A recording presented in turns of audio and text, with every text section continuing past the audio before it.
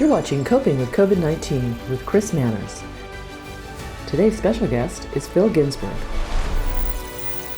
Hi, I'm Chris Manners and you're watching Coping with COVID-19. Welcome to the second portion of our interview with Phil Ginsburg. He's the General Manager of the San Francisco Recreation and Parks Department and a California State Park Commissioner. In this final portion, we'll be talking about Golden Gate Park's 150th anniversary celebrations and how parks and open spaces have been really important during this pandemic. Mr. Ginsburg, welcome back. Thank you, Chris. It's a pleasure to be here. So let's talk about Golden Gate Park.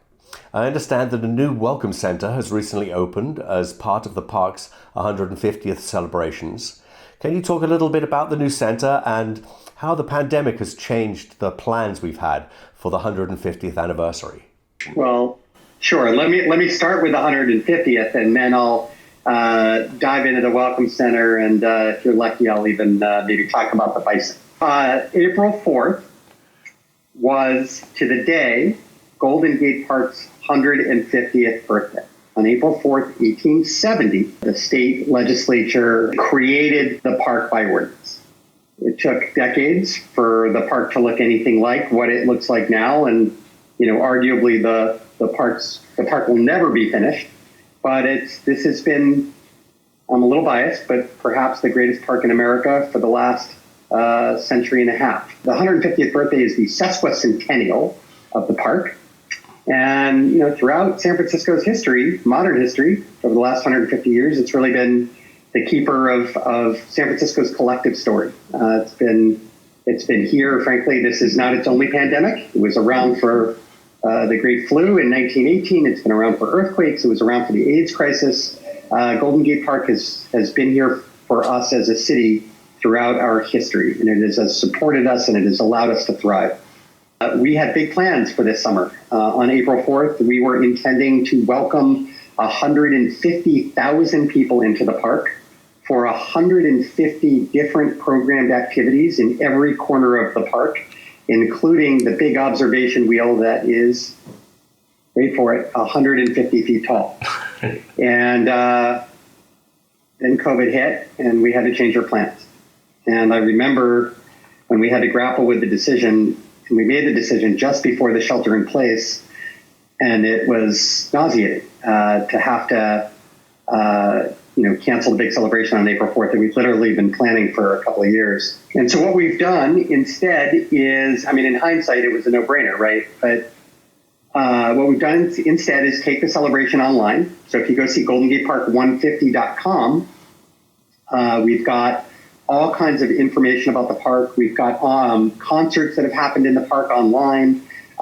We have materials for kids. We have virtual tours of the park. A little surprise, depending upon when this airs, Chris, we will have a bison cam debuting in the bison paddock that will allow you to see the bison live as they're roaming in the paddock. There's all kinds of wonderful materials. 2 different books have been written about Golden Gate Park for the 150th, a children's book and then a book about Golden Gate Park's history. So it's a great website. And then, we're trying to do what we can. Obviously, the park has played a super important role during the pandemic, but we recently opened the Golden Gate Park Welcome Center near where the Golden Gate Park Tennis Center will soon open later this summer. And it's amazing. There's all kinds of gifts. There's also information. We will be having tours that will lead from the Welcome Center. You can buy this very hat from the Golden Gate Park Welcome Center. And it's just a way of creating some socially distant community and honoring this amazing sesquicentennial. One of the things we did was replenish the herd in the bison paddock. We were down to about 5 bison, and the paddock can handle about 10. Right before April 4th, just a couple weeks before, we had 5 new baby bison brought down from a ranch in Northern California. And one of them, maybe you can see it on the cam, or if you're by the bison paddock, has a tag in her ear that has the number 150. In fact, she has tags in both ears, while most of the other 4 baby bison only have 1 tag. But she has tags in both ears and the number 150, and her name is Sesqui, for sesquicentennial, and she is the official bison of Golden Gate Park's 150th birthday. That's really charming. Finally, let's talk about how important outside spaces have been during this crisis. Has the pandemic changed the way we think about our parks, and what are our plans moving forwards? It's been an incredibly poignant moment for parks and open space, not just nationally, but here in San Francisco. I mean, I think it's become really clear during this health emergency that parks are not just nice to haves, they're must haves. They're part of our most critical infrastructure and so important as places of refuge in difficult times. Parks have been the one place that we've been allowed to be in during, the strictest portions of our shelter-in-place order. They are literally critical to our physical and mental well-being. Neighborhood parks are where people can, escape to spend time in nature and just feel human again. They're places where people can exercise and, again, strengthen their immune system by boosting their mental and physical health. And parks are super resilient. As I mentioned earlier, this is not Golden Gate Park's only disaster. And, moving from COVID into some of this period of civil unrest that we're experiencing, our parks have been there for people to express themselves and to express their sadness and anger and frustration and to challenge the status quo.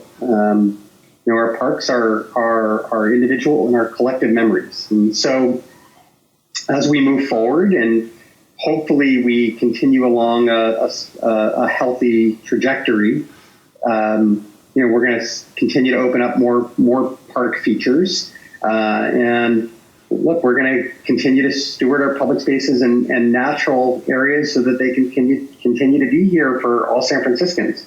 And in fact, perhaps the one bit of good news that we've had during this crazy time is it looks like that in November, San Franciscans will be able to vote for the 2020 Health and Recovery Bond, which, if passed, would devote an additional $240 million to parks projects all over the city to serve our most vulnerable communities. So I think we all realize just how important parks are, and that's for parkies like me, that's been endearing. Well, that's great. I really want to thank you and your entire team for taking care of our parks for us. They are really such a valuable resource. Thank you for coming on the show, Mr. Ginsburg. I really appreciate the time you've given us. Well, Chris, thank you. And a big shout out to the Rec&Park staff who have been heroes. We call them our park responders. They've provided emergency childcare. They've kept our parks open, our park restrooms open. They've facilitated the use of our parks for food distribution and for testing.